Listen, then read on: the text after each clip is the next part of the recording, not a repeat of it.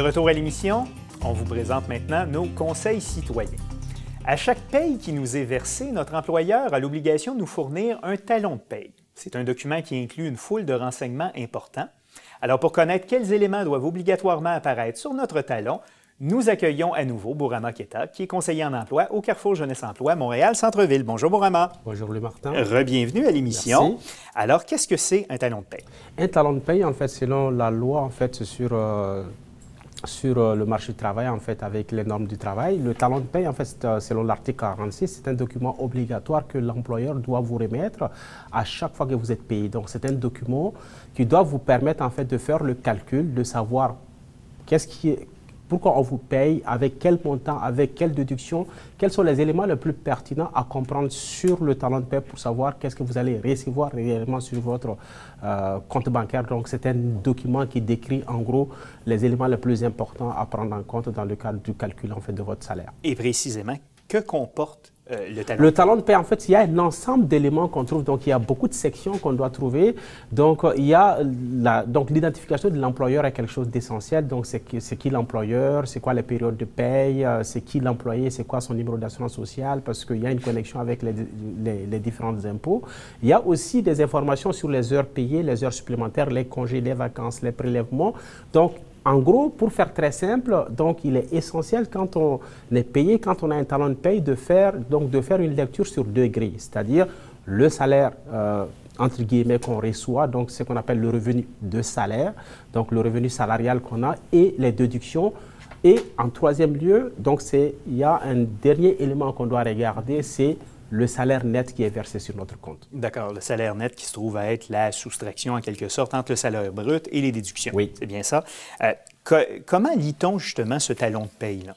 Pour lire le talon de paye, il est essentiel de savoir par rapport à comment on est payé, c'est quoi notre taux horaire, comment est-ce qu'on est payé aussi au pourboire, c'est combien d'heures qu'on a faites et quelles sont les heures supplémentaires qu'on a travaillées. Parce qu'il est essentiel de savoir si toutes nos heures ont été comptabilisées durant la période de paye, c'est 1 semaine ou 2 semaines.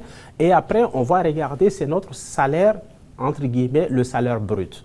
Entre le salaire brut, il y a tout ce qu'on appelle les déductions qui sont faites et c'est en fonction des déductions qu'on reçoit donc notre salaire net qui est versé sur le compte. Donc, il y a le salaire brut qu'on reçoit, les déductions qu'il est important de regarder et surtout le salaire net qui va sur notre compte, c'est parce que c'est cet argent qui va dans notre poche en tant que tel. D'accord. Et quelles sont les déductions qu'on retrouve habituellement sur un talon de paye?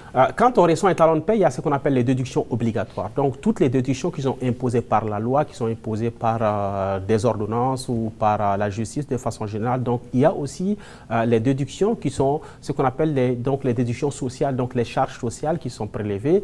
Donc, ça peut être les impôts au niveau fédéral, au niveau du gouvernement du Canada. Au niveau provincial aussi, il y a ce qu'on appelle les cotisations qui sont faites au niveau du régime de la rente du Québec. Il y a aussi les déductions qui sont faites au niveau du régime d'assurance parentale. Et aussi, quand on travaille à une place où il y a une assurance collective qui est offerte, ou quand il y a un syndicat, ou quand il y a d'autres obligations en fait, qui sont faites par la loi. Donc, il y a toutes ces déductions.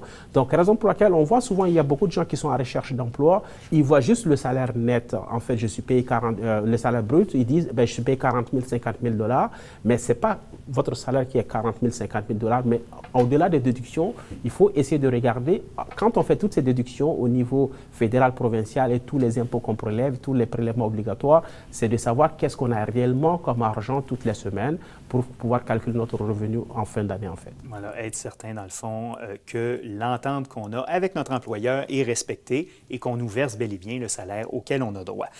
Est-ce qu'il y a d'autres déductions, outre l'assurance chômage, les différents programmes, les impôts? Est-ce qu'il y a d'autres déductions qu'un employeur peut faire sur notre paye? Non, il n'y a pas d'autres déductions. S'il y a des déductions qu'il doit faire, c'est ce qu'on appelle des déductions par consentement. Donc, c'est l'employé qui peut demander à l'employeur parce qu'il paie trop d'impôts, parce qu'il y a des prélèvements obligatoires. Donc, il peut demander à l'employeur, mais c'est avec son consentement que l'employeur peut faire ces prélèvements-là. Et ces prélèvements peuvent être arrêté à tout moment sur demande de l'employeur, donc de l'employé en tant que tel. Mais au-delà des charges sociales, donc toutes les déductions qui doivent être faites sur le salaire, c'est à la demande en fait de l'employé à ce moment précis. En effet, à la nuance évidemment des ordonnances qu'un juge pourrait émettre, par exemple pour le prélèvement d'une pension alimentaire dans le cadre d'un couple divorcé. Chose que j'ignorais, on peut demander à notre employeur de prélever plus de sommes que prévu sur notre salaire, n'est-ce pas? Oui, quelqu'un qui paie beaucoup d'impôts, quelqu'un qui sait qu'à la fin de l'année, il va payer beaucoup d'impôts, soit au provincial, soit au fédéral, ou quelqu'un, par exemple, qui a deux jobs, il peut demander, par exemple, à un de ses employeurs de prélever plus sur son salaire pour payer des impôts à l'avance pour que, quand il va recevoir son T4 pour faire la déclaration d'impôts, qu'il paye moins d'impôts parce qu'il a payé à l'avance.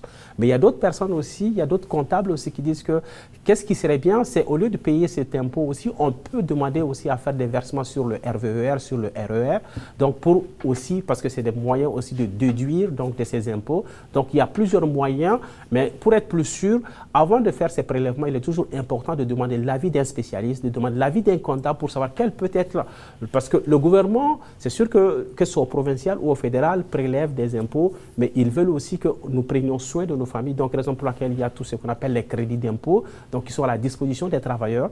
Donc avant de faire des déductions, avant de faire des prélèvements sur le salaire, il est toujours important de demander l'avis d'un spécialiste pour être au mieux et avoir de bonnes résolutions pour l'année. En effet, ne pas avoir de mauvaises surprises à la fin de l'année quand c'est le temps de faire nos impôts et qu'il nous manque peut-être un peu de sous pour payer notre dû au gouvernement.